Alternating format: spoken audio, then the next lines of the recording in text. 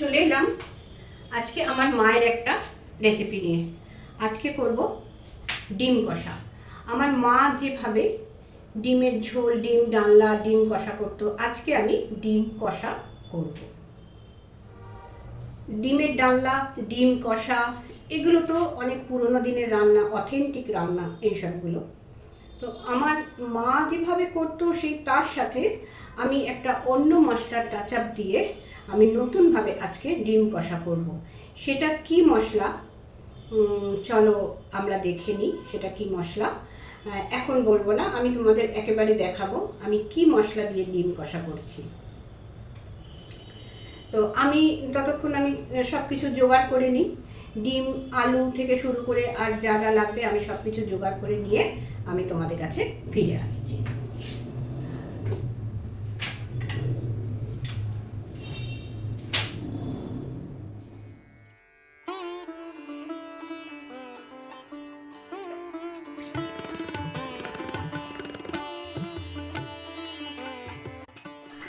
আজকের এই ডিম কষাটা রাঁধতে যা যা লাগছে তোমরা দেখে নাও, আমি ভালোভাবে দেখিয়ে দিচ্ছি।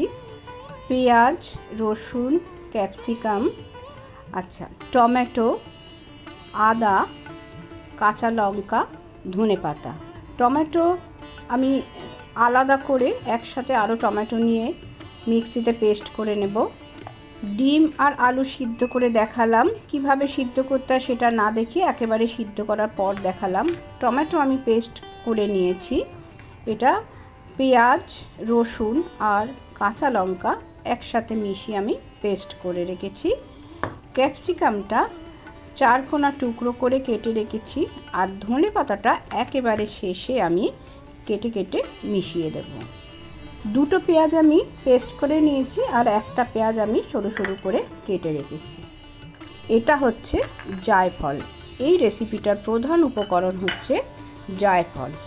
রান্নাটা শেষের মুখে অল্প একটু জায়ফল গুঁড়ো আমি যদি রান্নাটায় দিয়ে দিই তাহলে এই ডিম কষার স্বাদ, গন্ধ অত্যন্ত সুন্দর হয়ে যায়। এই জায়ফলের টাচ আপ দিয়েই আমার আজকের ডিম কষা রান্নাটা হচ্ছে, সাথে ক্যাপসিকামও থাকছে। তাই আজকের রেসিপিটার নাম ডিমের জায়ফল কষা কারি। কড়াইতে সর্ষের তেল দিয়ে দিলাম। রান্নাটা সর্ষের তেলেই ভালো হবে, যদি কেউ মনে করে সাদা তেলে করবে করতে পারে। প্রথমে আমি সিদ্ধ করে রাখা ডিমগুলো আমি ভেজে নিচ্ছি। তেলের মধ্যে ডিমগুলো দেবার পরে সামান্য হলুদ দেব, যাতে ডিমের গায়ে রঙটা খুব সুন্দর হয়। সামান্য একটু ভেজে নেব, খুব বেশি কড়া করে ভাজার প্রয়োজন নেই। ডিমগুলো ভেজে নেবার পরে আমি সিদ্ধ করে রাখা আলুও ভেজে নেব। আলু প্রসঙ্গে একটা কথা বলি, যদি কেউ মনে করে এই রেসিপিতে আলু দেবে না, নাও দিতে পারে। আসলে আমার মা ডিম কষাতে আলু দিত, তাই আমি এটার মধ্যে আলু রেখেছি। তাছাড়া আমরা যে কোনো রান্নায় একটু আলু খেতে ভালোবাসি। বাড়িতে সুগারের প্রবলেম থাকলে আলু সিদ্ধ করে জলটা ফেলে দিয়ে তোমরা অবশ্যই খেতে পারো, এতে কোনো অসুবিধা না হওয়ারই কথা। তাহলে কুমকুমের রান্নায় আজ থাকছে ডিমের জায়ফল কষা কারি। পুরনো দিনের রান্নার সাথে নতুন কোন মশলা সংযোগ করলে কতটা ভালো স্বাদ হতে পারে সেটা দেখতে হলে আমার চ্যানেলটিকে সাবস্ক্রাইব করে দেবার অনুরোধ করলাম। আলু আর ডিম ভেজে নেবার পরে এবারে টুকরো করে রাখা ক্যাপসিকামগুলো ভেজে আমি তুলে রেখে দেব। দিয়ে সেই তেলেই আমি মশলা টশলা যা কিছু দেবার দিয়ে রান্নাটা রেডি করব।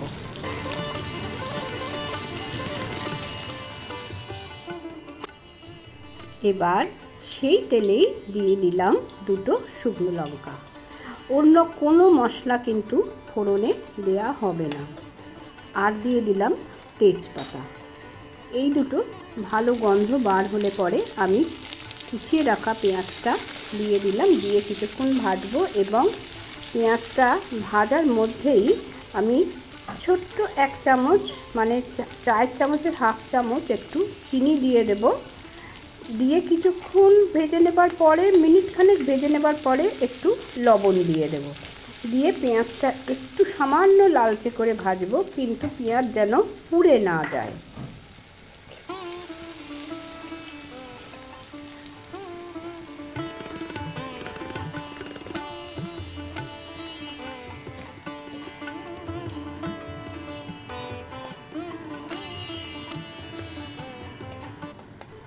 পেঁয়াজে সামান্য লালচে রং ধরলে প্রথমেই দিয়ে দেব পেঁয়াজ রসুন বাটা, বড় টেবিল চামচের 2 চামচ দিয়ে আমি কিছুক্ষণ এই পেঁয়াজ রসুন বাটাটাকে কষতে থাকবো। তার ওপরে দিয়ে দেব আমি কাশ্মীরি লাল। কাশ্মীরি লালটা এই সময় দিতে হবে যাতে রংটাও ঠিকমতো আসে আর গন্ধটাও ভীষণ ভালো পাওয়া যায়।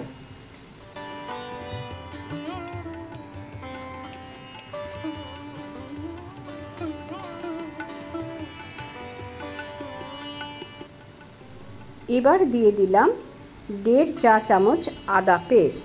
আদাটা অনেকটা বেশি ছিল, আমি আলাদা পেস্ট করেছিলাম। এবারে দিয়ে দিলাম 2 টেবিল চামচ টমেটো পেস্ট। টমেটোটা আলাদা করে পেস্ট করা ছিল। দিয়ে এবার পেঁয়াজ রসুন আদা টমেটো খুব ভালোভাবে আমি কষিয়ে নিচ্ছি। এই মশলা কষাতে কষাতে দিয়ে দেব শুকনো মশলা, জিরে গুঁড়ো। আমি জেকের কিউমিন পাউডার ব্যবহার করি। এটা মাত্র 1 চা চামচ, মানে ছোট্ট মশলা চামচের 2 চামচ দিয়ে দিলেই কিন্তু রান্নার স্বাদ গন্ধ অত্যন্ত সুন্দর হবে। আমি শুধু জিরে গুঁড়ো দিলাম, আমি কিন্তু ধনে গুঁড়ো এখানে দেব না। দিয়ে আবারও মশলাটাকে খুব ভালোভাবে আমি কষিয়ে নিচ্ছি। দিয়ে দিলাম হলুদ। এবার দিয়ে দেব সামান্য একটু জল, মিক্সির বাটিটা ধুয়ে মশলাটা ভালোভাবে মিক্সিং হওয়ার জন্য। তারপর দিয়ে দেব সামান্য লবণ।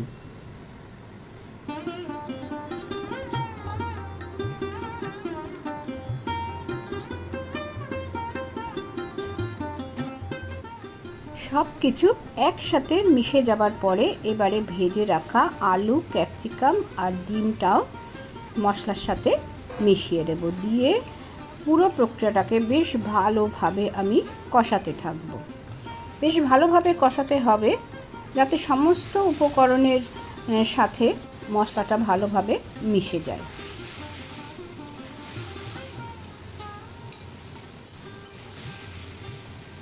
ভালোভাবে কষিয়ে নিয়েছি। দিয়ে দিলাম সামান্য গরম জল। কষা করছি আমি, কিন্তু যদি কেউ মনে করে গ্রেভিটা বেশি রাখবে বেশি দিতে পারে। এবারে আমি একটু ধনে পাতা যেটা রেখেছিলাম সেটা আমি ওপর থেকে কুচিয়ে দিয়ে দিচ্ছি।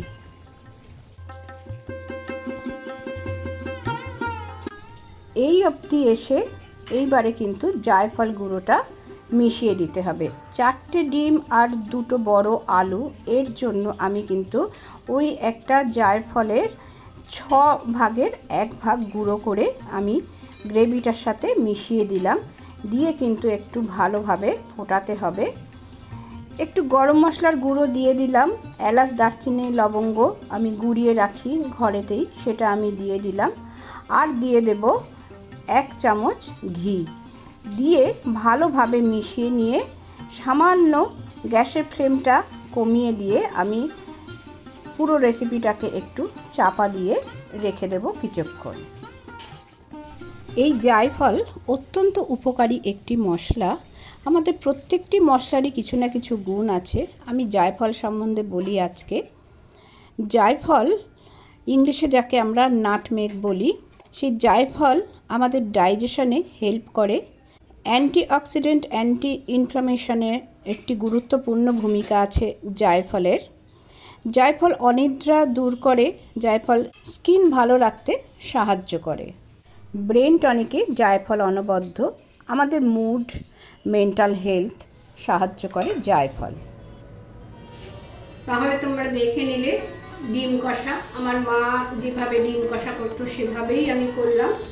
আর আমি শুধু জায়ফল টাচ আপ দিয়েছি। তাহলে রান্নাটা হলো ডিমের জায়ফল কষা কারি। তো এটা তোমরা একদিন কিন্তু অতি অবশ্যই বাড়িতে তৈরি করো। জায়ফলের তো অনেক গুণ আছে এবং জায়ফলের গন্ধটা ভীষণ সুন্দর।